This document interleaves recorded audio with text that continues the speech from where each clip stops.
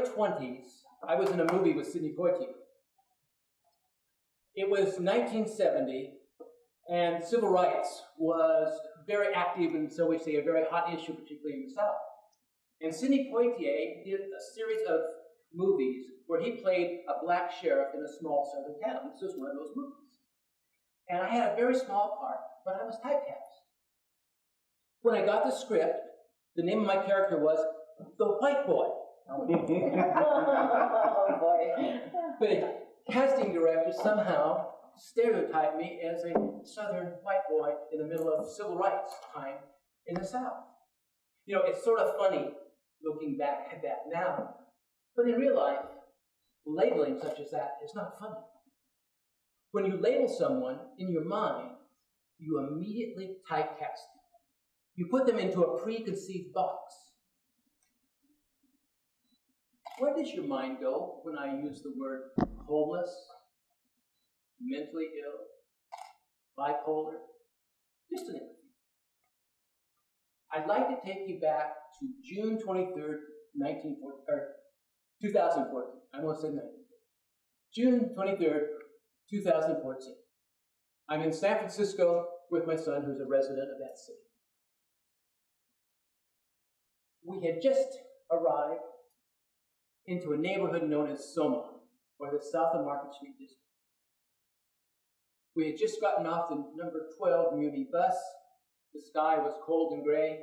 This was an area in revitalization, but this morning it wasn't revitalized. It was cold, it was dark, and it was run down. Our destination, the West Side Community Mental Health Clinic. My son has been struggling and having some issues, and I'm there to support him. And we are looking in this unlikely looking neighborhood for this clinic. As we walk down the street, we find the clinic, and it's ironically positioned between a Mexican restaurant and a Mercedes car dealership. Across the street sit old rundown houses and apartments in great need of love and paint. This is very much a neighborhood in transition. As we approach, it is 6:45 a.m. The clinic does not open until 8. There's a line formed. And as we approach, the self-appointed organizer tells us, "You are number 4. From that point on, we were only known as number 4. The Westside Community Mental Health Clinic was a former warehouse that had been revitalized and had a fresh coat of paint, but you could tell that it was still a warehouse, had been a former type of business or something of that nature there. At 8 o'clock, the metal doors rumble and roll up, and we enter inside the door. When we get inside, it's a different world than we saw a few seconds ago. It is a beautiful, well-organized beehive of activity with a professional staff doing everything they can to make people feel safe and comfortable and healthy. We were guided to sign in to the registration area, and once you sign in, you get your name back. You get your identity there. We were no more number 4. As I looked around the room, quite a large room, it was filled with people from 18 to, say, 72 years of old. And as I looked around, I noticed that some of the people apparently had slept on the streets last night. Some may have had shelters, but it's hard to tell. I remember seeing one girl outside in a car, sleeping in her car, before that opened up. They surrounded us. And my perception of where I was and what was going on began to change. These were the type of people that I had always seen before on the evening news. And yet, my son and I are in the midst of them. And we are somewhat stunned. I sat down, and not too far from me was a man by the name of Joseph, also a first-timer. And it appeared that he had all his worldly possessions gathered around him. And as we sat there, he began to share his story with us. And as he shared his story, I realized that my impression of him was not the story, and certainly not the truth. Joseph had a career. And he came upon a point where he really needed medication to stabilize himself at that given time. But as life often happens, he couldn't afford the medication. And so he found himself on the streets, homeless. And Joseph is back here today trying to get help in this clinic to get back on the medication so he can get off the cement, as he refers to his situation, and get back into an apartment. He was number 8 in line, but number 5 in line was Travis. And Travis was probably my son's age. And this was a great day for Travis, because this was the last day coming to the clinic.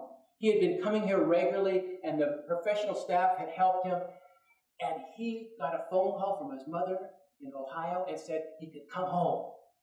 He had taken the steps to do what he needed to do, and now Travis was able to get on a bus today and travel back to Ohio with a chance to get a job and start his life all over again.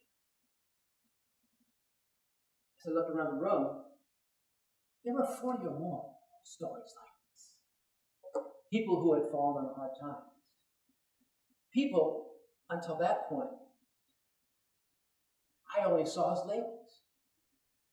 But now, I'm beginning to awaken, and I can see they have a name, just like me. They have needs, just like me. They have challenges, just like me. But because of the beautiful professional help and the people inside this old warehouse in this old neighborhood that is falling apart, lives are being changed.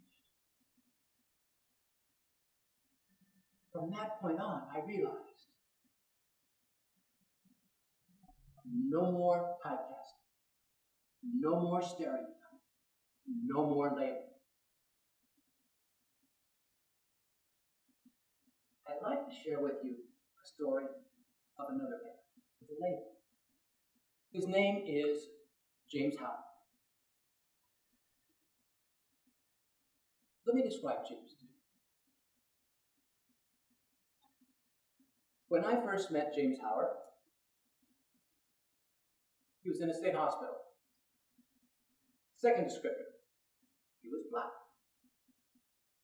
Third descriptor, he was probably 50 or 60. The fourth descriptor, he was in a ward on a state hospital. At the time, I was the executive director of a program using arts and music to help individuals who had been institutionalized in the state hospital system. And this was one of those programs on the state hospital grounds. That's where I met James. When he came into our program, he couldn't speak. He could not say any intelligible words. He just sort of grumbled or mumbled, but no intelligent words were spoken. But the thing that I couldn't quite grasp, he was always happy. He always had a smile on his face. That made no sense to me. How can this guy in this situation be happy and always have a smile on his face? But that was James Howard. We had a major breakthrough with James one day when one of the music teachers found out that his favorite song was When the Saints Go Marching In. So what she started doing, she gave James his guitar and taught him how to strum the guitar. For 5 weeks, 5 days a week, she taught him how to strum the guitar as she sang the words to When the Saints Go Marching In. 5 more weeks. She sings again and starts to try to get him to understand the words. After 6 months, she teaches him the chords. And then one magical day, she heard James begin to form the words of When the Saints Go Marching In. James was beginning to sing. This man who we had never heard speak an intelligent, understandable word was beginning to sing. And the words to the Saints Go Marching In were evolving. One of the things in our program that was very important to us is we wanted all of our students to get out in the community with public art performances or music performances. And that was one of James's favorite moments, because when he was out in public, for instance, we were at Delta College in Stockton in a large auditorium, and James Howard got to sing When the Saints Go Marching In to a room full, a theater full of people. And that moment, no one remembered that he was mentally retarded. Those were magical moments.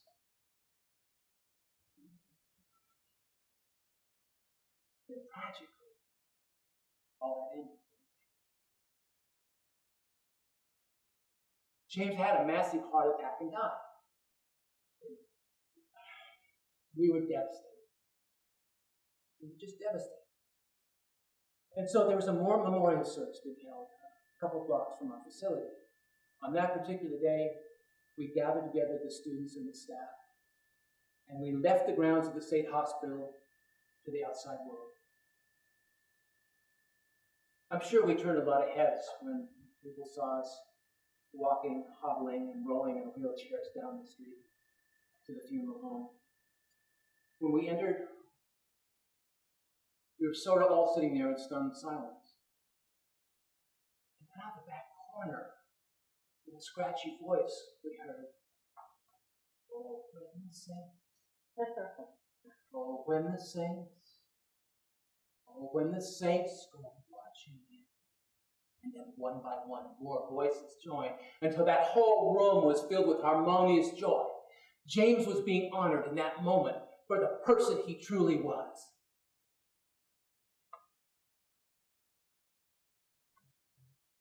Everyone you meet in life is a teacher. If you are willing to look past the names. James was my teacher. He taught me to smile, no matter what my circumstances. He taught me the importance of persistence. When you love something, never give up. And most important, James taught me to never ever again label anything. Or when the saints go marching in, or when the saints go marching in, I want to be among that number. Or when the saints go marching in, and when the sun begins to shine, and when the sun begins to shine, oh Lord, I want to be in that number. When the sun begins to shine. Thank you, James.